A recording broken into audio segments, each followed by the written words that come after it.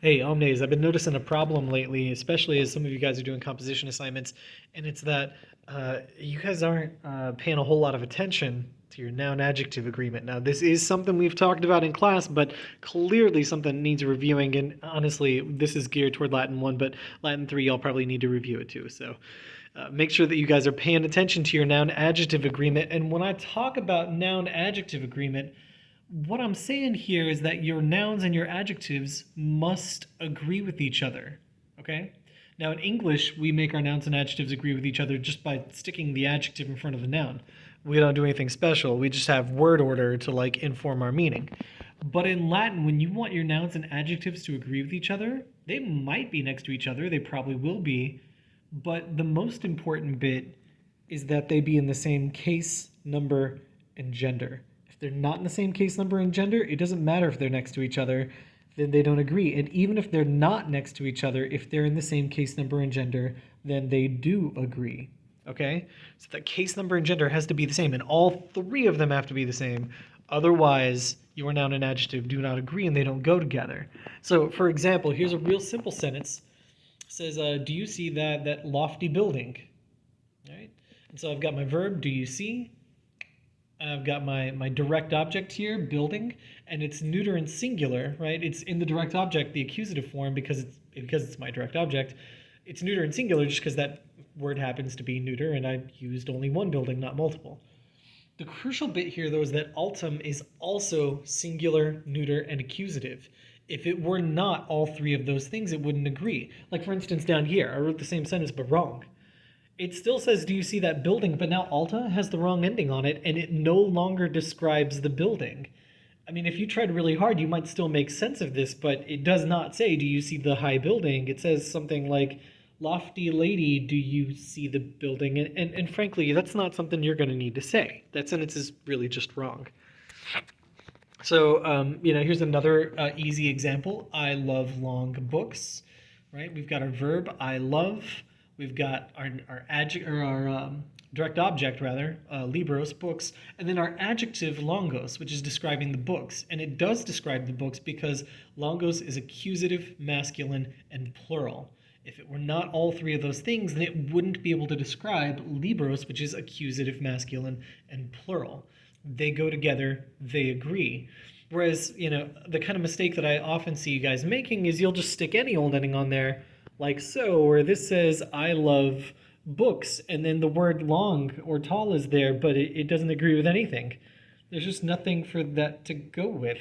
I mean, again, unless you try to make it agree with some kind of assumed noun that's not there, but for what we're trying to say, it just doesn't work. This does not say, I love long books, because these two words do not agree.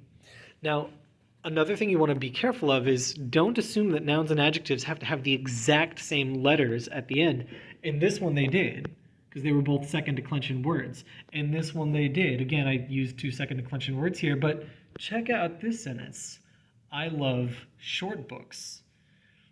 The word long is a first and second declension adjective, so it can have the same ending as libros. But the word short is a third declension adjective. It's got its own set of endings, but that does not mean that they don't agree. They do, because both of these words, even though they're in different declensions, are still masculine, plural, and accusative. So don't fall into the trap of assuming it has to look like this, because this sentence down here is wrong. It does still say I love books, but brevos is not a word. It's a third declension adjective that cannot end in os. So if you want these two words to agree, it's got to look like this one up here. And guys, if you need to review what those third declension adjectives look like, and I promise that you do. In fact, some of you have not even heard about these yet. You can look them up in the forms tables in the back of your book. You have one. You can look them up on the internet because Google exists. Feel free to do that. But just know that it does not matter what declension the adjective or the noun it is in. What matters is that they are in the same case, number, and gender. So I put up a longer example here, a sentence that has several noun-adjective pairs, and I even underlined them in different colors so you can see what agrees with what. Some of these noun-adjective pairs are in the same declensions, some of them are not. They're in different cases, numbers, and genders, but they're all in the same case, number, and gender as each other. So what this actually says is, my happy cats love to bite the wounded pages of my old books with their sharp teeth. And so up here at the top, we've got feles laeti, third declension noun, second declension adjective, but they're both nominative masculine and plural, the happy cats. Then I've got my verb down here, amant, they love, and an infinitive. Check out that infinitive video if you didn't do it yet. And an infinitive, mordere, to bite. And then I need an accusative, a direct object, which is pages. They love to bite the pages. But you notice this is in the same color, not as the word after it, but as this word down here. This noun-adjective pair was separated. Now, that's not always going to happen to you, but if it does, that's fine. Notice, however, that paginas and vulneratas are both accusative, plural, and feminine. That's why they go together. So these are the wounded pages. And then I've got a genitive in here of my old books, veterum librorum, third declension adjective and a second declension noun, but they are both genitive, plural, and masculine. And then we've got acribus dentibus with their sharp teeth, ablative, plural. And they're both ablative, plural, and they even look the same because it's a third declension noun and a third declension adjective. All right? So there's yet again the real quick and dirty on noun-adjective agreement. Remember, it's always about that case, number, and gender. They have to be the same. So do make them the same, all right? And don't be confused when you're doing a composition assignment and I say, these words don't agree. This is what I'm talking about, all right?